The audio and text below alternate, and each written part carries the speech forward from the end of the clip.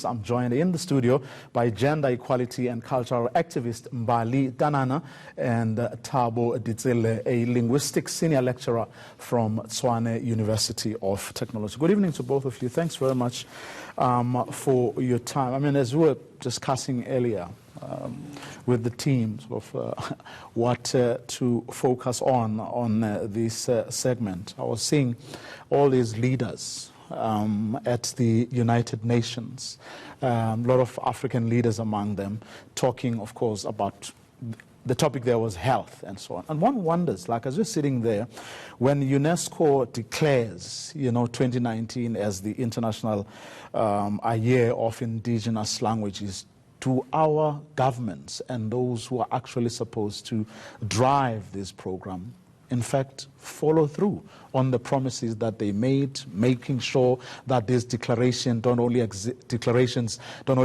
in words, but they are being practically implemented. What has told the two of you so far that indeed the world, and in particular our country, has responded to this declaration?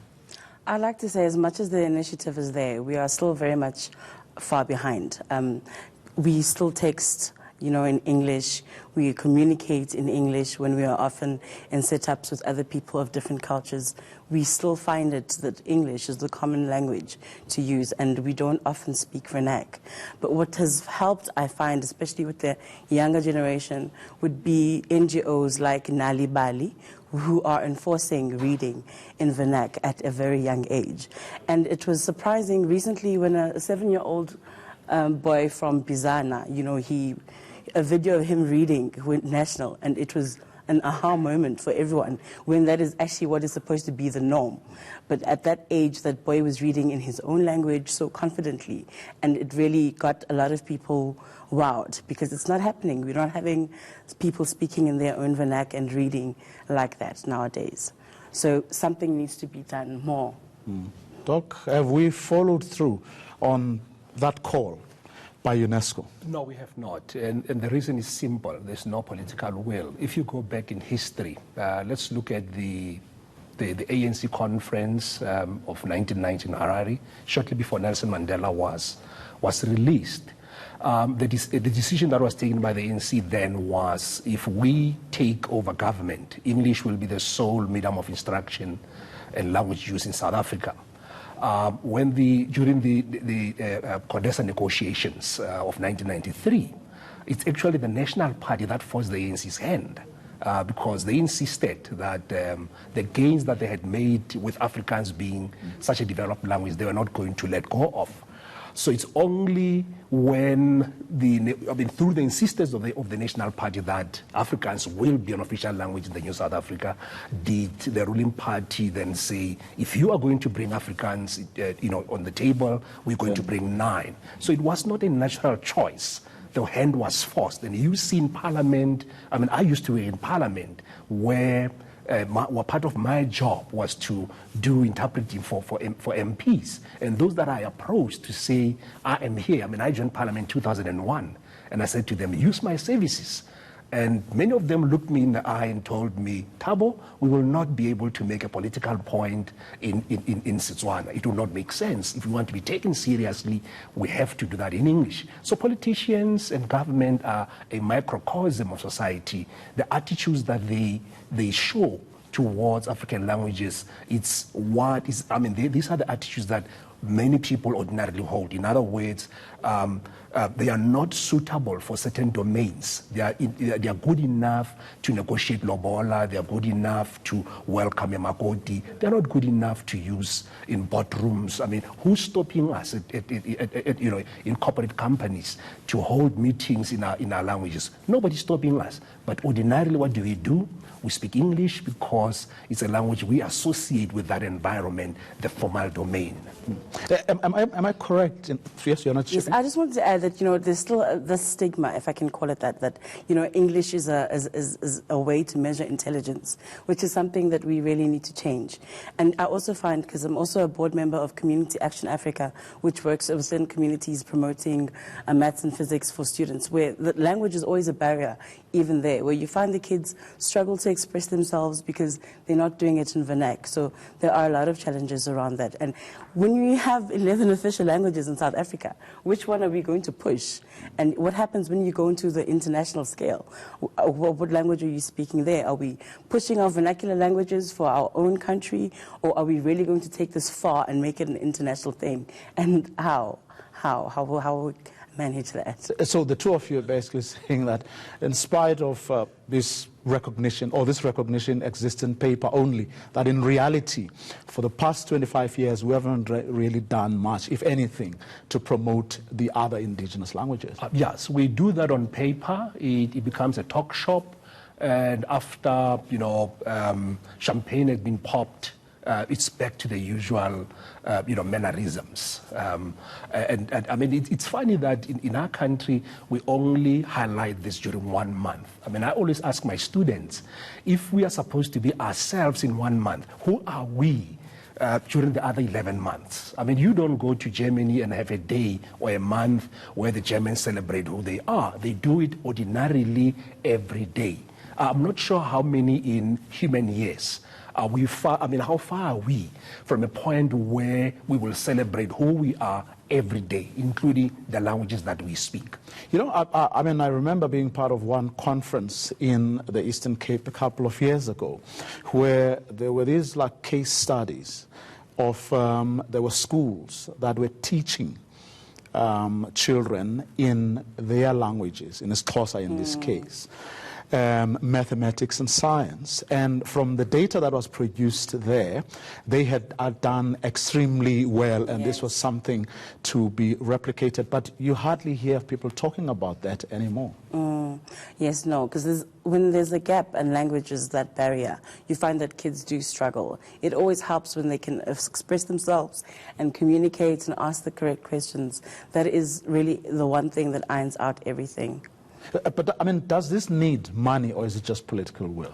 No, I'm asking this because even if, tomorrow, the three of us were to stand up and say we're going to agitate for this must change, looking at the current economic pressures that we're facing in the country today, I don't see that happening. This is absolutely priceless. It costs nothing. It starts at home. So it's not about money? It's not about money. It's about speaking your language at home with your children and encouraging them to speak it at any given time. And also to just even to engage with their friends and find how they can learn from the many different languages, because when they go to school, there's different cultures embraced there.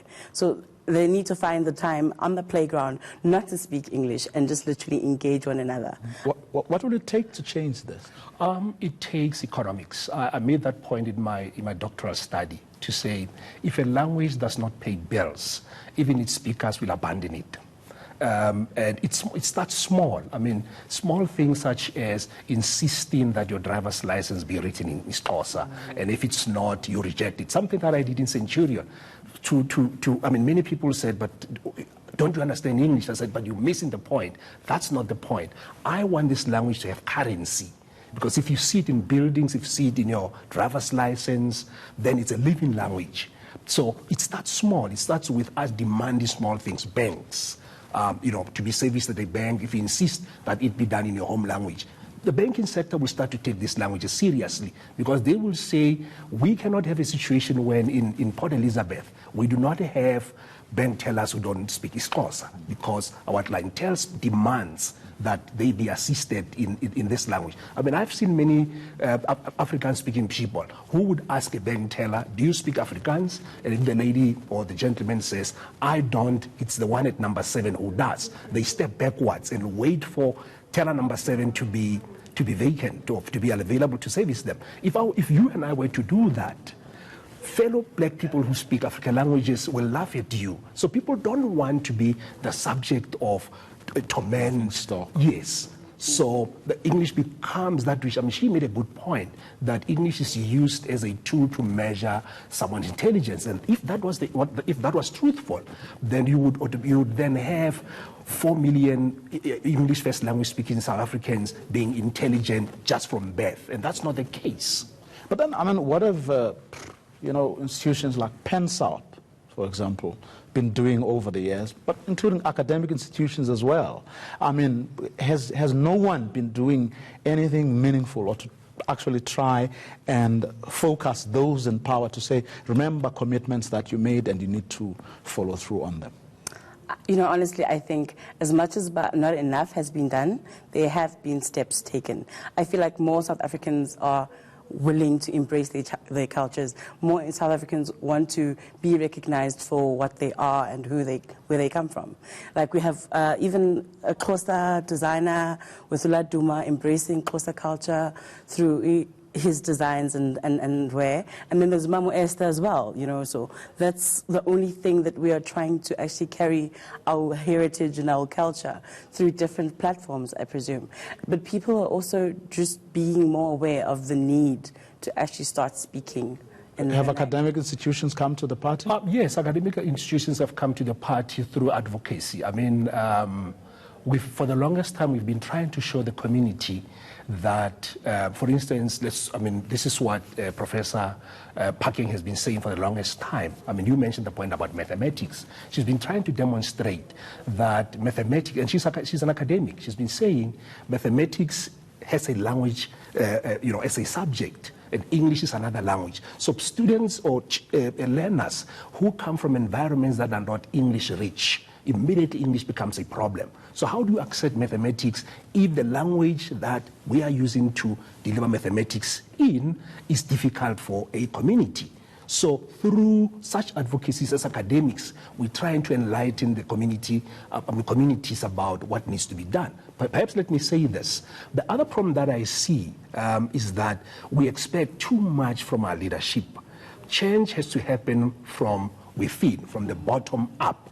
This thing of expecting that it's our leaders who should, be agents of change. It should be us who become agents of change. I mean, look at the Afrikaans language. I don't know how many people know that this current collection of donations to build an Afrikaans institution in Centurion, it's not something new.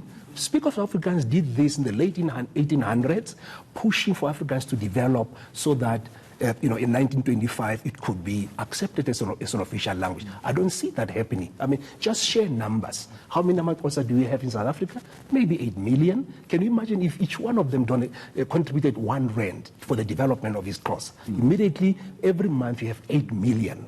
What can you do with 8 million to develop terminology to grow isiXhosa and use it, at foundation phase? Let's take an abstract year in 2030. So you have 11 years to prepare for that eventuality. But we don't do that. What we do what we do instead is to, look at what the Afrikaners are doing instead of learning from them. We should actually be learning from them. Quick last word from you, ma'am. With actually expanding the Xhosa vocabulary, there's a Xhosa proverb. It's Xhosa stolikwa. So that's another barrier where you find it's difficult to find the direct translation. How do we bridge the gap there? Like, where do we formulate the words to create new terminologies and new vocabularies going forward? It's just something I'd like to see happen, but can't imagine how. Well, that's what we're going to do. Thanks to both of you for coming through. Thank you. Mbali Danana and Dr. Thabo Ditzile, thank you to both of you for joining us this evening.